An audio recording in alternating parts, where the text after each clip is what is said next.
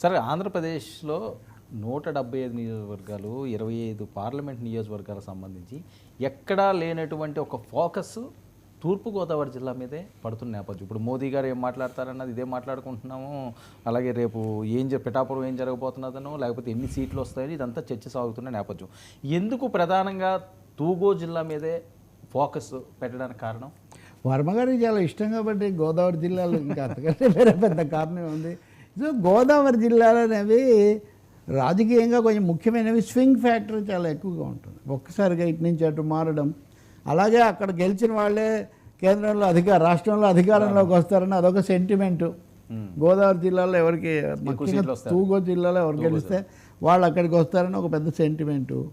ఇంకా మూడోది పవన్ కళ్యాణ్ అక్కడ పోటీ చేస్తున్నాడు కదా. ఈ విపరీతమైన అటెన్షన్లో పాజిటివ్ నెగిటివ్ రెండు ఉండొచ్చు. గతసారి 2 చోట్ల ఓడిపోయాడు, ఇప్పుడు ఒక్క చోటే చేస్తున్నాడు. ఒక్క చోట గెలవకపోవడం అన్నది పవన్ కళ్యాణ్కు జనసేన భవిష్యత్తుకు కూడా చాలా ప్రాణప్రదమైంది, ఏ కారణం వల్ల జరిగినా. దానికి తోడు అక్కడ ముద్రగడ పద్మనాభం మకమేయటము, కాపు ఫ్యాక్టరీ మీద చాలా రావటము, పులివెందుల వర్సెస్ పిఠాపురం, రాయలసీమ వర్సెస్ కోనసీమ, ఇలా చాలా టైటిల్స్ అక్కడికి రావడం వల్ల ఈ అటెన్షన్ వచ్చిందని మనం అనుకోవాలి. పవన్ క్యాంపు ఓవరాల్గా జబర్దస్త్ టీం అంతా కూడా అక్కడే ఉన్నట్టుంది. అంటే జబర్దస్త్ రోజా ఏమో పవన్కు పడదు, కానీ జబర్దస్త్ టీం అంతా పవన్ కళ్యాణ్తో ఉంటుంది. అంటే బట్ చాలా రైవల్గా ఉండే నాగబాబు రోజాతో పాటు కలిసి చాలా రోజులు జబర్దస్త్ చేశాడు కదా. కాబట్టి పెద్దవాళ్ళు ఏం చేసినా నడుస్తూ ఉంటుంది. అందుకని ఇన్ని కారణాల వల్ల పిఠాపురం మీద అటెన్షన్ ఉంది. పవన్ కూడా గతంతో పోలిస్తే ఈసారి తన నియోజకవర్గము దాని మీద అటెన్షను. ముందు అక్కడ తను సభలో ప్రవేశించాలంటే ఇక్కడ నెగ్గాలి అనేది ఒకటి గట్టిగా పెట్టుకున్నట్టు. అందుకనే తగ్గారు అనుకోవచ్చా? ఏది నెగ్గడం కోసం తగ్గడం లేదు, అక్కడే మకాం వేశారు. ఇంకా దాదాపు ఎక్కువ అటెన్షన్ అక్కడ పే చేస్తున్నారు. ఎక్కడ తిరిగినా పిఠాపురం న్యూస్ ఒకటి గ్యారంటీగా ఉండేటట్టు, ఒక డెవలప్మెంట్ జరిగేటట్టు ఆయన చూసుకుంటున్నాడు. సో ఇన్ని కారణాల వల్ల నిన్న పిఠాపురంలో జరిగిన ఘటన చాలా అనుమానాలకి తావిచ్చే విధంగా ఉన్నది. సాయి ధరమ్ తేజ్ ప్రచారంలో దాడి. ఆయన వర్మగారు అయితే డైరెక్ట్గా ఏవో బాంబులు ఉంటాయట, లోకల్ తయారు చేసిన బాంబులు విసిరేరట, గ్లాసులు విసిరేరట, బీర్ బాటిల్ ఏవి విసిరేరట. ఆ దెబ్బ కూడా తగిలింది. ఆ విజువల్స్ అన్నీ కూడా ఉన్నాయి. వర్మగారు దీని మీద మాట్లాడిన బయట ఉన్నది ఒకసారి వింటారా sir? Please sir. Right, ready చేస్తున్నారు సార్. ఆ జరిగిన దాడి దెబ్బలు కూడా తగిలినాయి. కొంతమంది దాడులు దౌర్జన్యాలు అనేవి ఎప్పుడు ఏమాత్రం అనుమతించరానివి. మొన్న సీఎం రమేష్ మీద జరిగింది, అక్కడ అనకాపల్లిలో ఉన్నారు. ఇది ఇంకొంచెం తీవ్రంగా ఉన్నట్టు. పైగా ఈయన యాక్టర్ కూడా కదా. మొన్నేమో వరుణ్ తేజ్ కూడా ప్రచారం చేశాడు, ఇప్పుడు ఈరోజు సాయి ధరమ్ తేజ్. ఇలాంటి ఘటనలు ఎంత మాత్రం కూడా జరగకూడదు. వర్మ కూడా తీవ్రంగా మాట్లాడి ఉన్నారు కదా వీటి మీద. మరి ఎట్లాగో డీజీపీని మార్చారు, కొత్త ఇది కూడా వస్తుంది కాబట్టి పోలీసులు వెంటనే రంగంలోకి దిగి దీన్ని తేల్చటము. ఇందాక మీరు అన్నట్టుగా పిఠాపురంలో ఇంత అటెన్షన్, ఇంత కేంద్రీకరణ ఉన్నప్పుడు అక్కడ ఉద్రిక్తత పెరగకుండా జాగ్రత్త పడాల్సిన బాధ్యత. సార్ వరం బయట తీసుకుంటున్నారు, సార్ ప్లే చేయండి. ఇతను హెడ్ అడ్డుండడం వల్ల సాయి ధరమ్ తేజ్కి పని దెబ్బ తగలకుండా ఉంది. ఎవరి ప్రాణం అన్నా ఒకటే, అతని ప్రాణం అన్నా ఒకటే, సామాన్య కార్యకర్త ప్రాణం అన్నా ఒకటే. ఇతనికి దెబ్బ తగిలి టోటల్గా బ్లడ్ మొత్తం ఒళ్ళంతా బ్లడ్ కారణం బలవంతం మనం ఎక్కించుకుని తీసుకొచ్చారు. ఆ వీడియో కూడా మీదే ఉంది. దీని సమయంలోనే అక్కడ దెబ్బలాట జరిగే వ్యక్తుల్ని లోకల్ ఎస్ఐ గారు వారించి పంపించారు. రాళ్ళు విసురుతున్న వ్యక్తుల్ని, బాంబులు వేస్తున్న వ్యక్తుల్ని అక్కడ బాంబులు కూడా వేశారు. అది ఎవరన్నది గొల్లపురం ఎస్ఐ క్లారిటీగా తెలుసు, పోలీసు తెలుసు. అక్కడ ఘర్షణ వాతావరణం క్రియేట్ చేసేది ఎవరన్నది పోలీసు తెలుసు. పోలీసే స్పందించాలి ఇందులో. ఒక తెలుగుదేశం పార్టీ కార్యకర్త, వీళ్ళ నాన్నగారు, వీళ్ళ మేనమామ, వీళ్ళందరూ కూడా, శంకర్ నాగబాబు, వీళ్ళందరూ కూడా, వీళ్ళ చిన్నాన్న, వీళ్ళు అందరూ తెలుగుదేశం పార్టీ కార్యకర్త. అంటే ఎలక్షన్లో ఓడిపోతారని చెప్పి గీత గారు ఇలా రౌడీజం చేస్తా అంటే నిన్న అన్నాడు స్టేట్మెంట్ ఇచ్చింది, జబర్దస్త్ వాళ్ళు వస్తున్నారు, డబుల్ పేమెంట్ వాళ్ళు, సినిమా వాళ్ళు వస్తున్నారు అని చెప్పింది. నాకు ఆ స్టేట్మెంట్ చూస్తేనే కొంత అనుమానం వచ్చింది. అంటే ఈవేళ తాడిపత్రిలో ప్రచారం చేసుకుంటే పవన్ కళ్యాణ్ గారి కోసం ఈవేళ సోడా బుడ్డితో దాడి. నేను ముందు నుంచి కూడా చెప్తున్నాను, ఇక్కడ ఏదో జరుగుతుందని చెప్పినా సరే సరైన బందోబస్తు లేదు. రెండోది, అక్కడ ఘర్షణ జరిగిన వ్యక్తులు ఎవరైతే ఉన్నారో, ఘర్షణ చేసిన వ్యక్తులు ఎవరైతే ఉన్నారో వాళ్ళు ఇప్పటి వరకు తీసుకెళ్ళలేదు. ఈ దాడి చేసినది 100% ఎవరు చేశారో అక్కడ గొల్లపురం ఎస్ఐ గారికి తెలుసు. అయినా ఈ గొడవని సరిదిద్దారని చెప్పి సాక్షులు చెప్తున్నారు. అంటే మరి ఇది యాక్షన్ మరి పోలీసు తీసుకుంటారా, ఒత్తిడితో మాకు కళ్ళు కనపడలేదంటారా అన్నది పోలీసు మీద ఆధారపడి ఉంటుంది.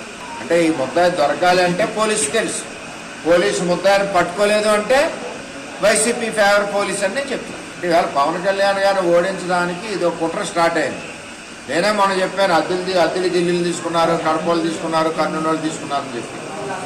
రేపు ఏదైనా జరగచ్చు. వెళ్ళినప్పుడు మనం మళ్ళీ పవన్ కళ్యాణ్ రోడ్ షో పెట్టుకున్నాం, ఈ పరిస్థితిలో ఇంకోటి కొట్టచ్చు, ఇంకోటి రాయేసరచ్చు. ఈవేళ ఇతను అడ్డు ఉన్నాడు కాబట్టి అతను తగిలింది. అతని ప్రాణం అన్నా ఇతని ప్రాణం రెండు సమానం, ఎవరిదన్నా ప్రాణం తల్లికి. అరెస్ట్ చేయకపోతే ఎస్పీ ఆఫీసు ముందు ధర్నా చేయడం జరుగుద్ది, లోకల్ పోలీస్ ఆఫీసు ముందు ధర్నా చేయడం జరుగుద్ది. అందులో తేడా లేదు. పోలీసుకి తెలుసు ముద్దాయిలు, ఇక్కడ సాక్షులు చెప్తున్నారు, గొడవ చేసిన మనుషుల్ని పక్కకు దోసింది పోలీసు అని చెప్తున్నారు. సాయి ధర్మతేజ్ గారు తాడిపత్రి ఇది సార్ యా యా పోలీసులకి తెలుసు, కానీ వాళ్ళు ఏదో ఓరడించి అక్కడి నుంచి పంపించారు. బాంబులు కూడా అక్కడ వేశారని చెప్పి ఆయన ఆరోపిస్తున్నారు. లేదంటే ఎస్పీ ఆఫీస్ ముందు ధర్నా చేస్తారు. ఈరోజు ఇతనికి తగలకపోవచ్చు కాక రేపు పవన్ కళ్యాణ్కి కానీ జరిగితే రాష్ట్రం ఎలా ఉంటుందని. ఇప్పుడు తప్పకుండా ఇటువంటివి జరగకూడదు, వీటిని ఖండించాలి. పోలీసులు ఖచ్చితమైన చర్యలు తీసుకోవాలి. వీళ్ళు ఎన్నికల సంఘానికి ఎలాగో ఫిర్యాదులు ఇస్తున్నారు కాబట్టి ఇది కూడా ఇవ్వచ్చు. ఉద్రిక్తత పెరగకూడదు, ఎందుకంటే రోజు రోజుకు ఆ విధమైన వార్తలు ఇవి ఎక్కువగా వస్తున్నాయి కాబట్టి. ఇంకోవైపున వాళ్ళు ఏమో వాళ్ళకు ఆరోపణ చేస్తున్నారు, అక్కడ హోటల్ నుంచి డబ్బు ఏదో తరలిస్తూ ఉన్నారు, ఆ డబ్బు తరలిస్తున్న దాన్ని మేము అడ్డుకుంటే దాని నుంచి దృష్టి మరలించడానికి ఇదంతా చేశారు, వాగ్వాదాలు చేశారని వాళ్ళు సాక్షిలో వైసీపీ వాళ్ళు రాసుకుంటున్నారు. సో పోలీసులు ఫిర్యాదు పరిగణనలోకి తీసుకొని పూర్తి న్యాయం చేయాలి. పోలీసులు ప్రేక్షక పాత్ర వహించకూడదు, రక్షక భటులు కాబట్టి రక్షక పాత్ర వహించాల్సిన అవసరం చాలా ఎక్కువగా ఉంది. ఈ ఘటన మరి మనం అదృష్టవశాత్తు అతనికి తగలేదు, కానీ ఎవరికి తగిలినా దెబ్బలే కదా ఆయన అన్నట్టు. వీటి మీద కఠినమైన చర్యలు తీసుకోవాలి. భద్రత కూడా ముందుగానే తగినంతగా ఏర్పాటు చేయాలి.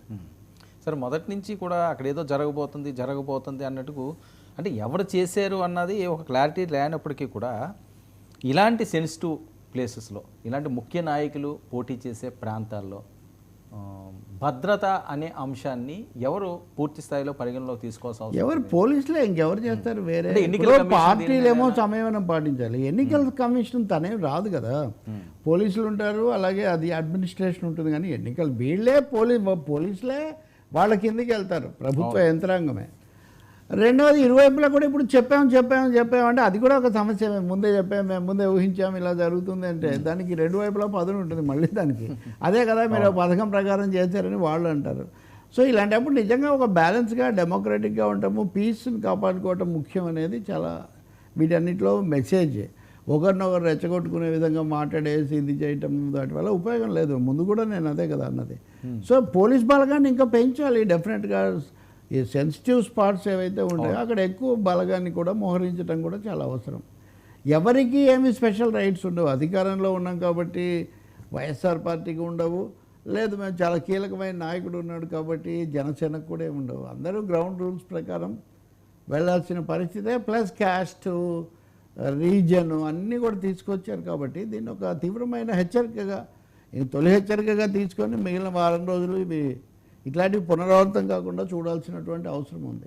ఇప్పుడు ఇంకొకటేమో వర్మ ఇందాక మాట్లాడింది చూస్తే కూడా ఎవరో తేల్చాలి అనే మాట పదే ఆయన అంటున్నారు. అంటే ఘర్షణ అంటూ జరిగితే అప్పటికప్పుడు ఎవరున్నారు, అంతకుముందు ఎవరున్నారు అనేది సాధారణంగా తెలుస్తుంది. మరి అలా కాకుండా వేరే ప్లాన్గా జరిగింది, హఠాత్తుగా జరిగిందంటే హఠాత్తుగా కాదు, ఘర్షణ వాతావరణం ఉందేనే మనకు అర్థమవుతుంది.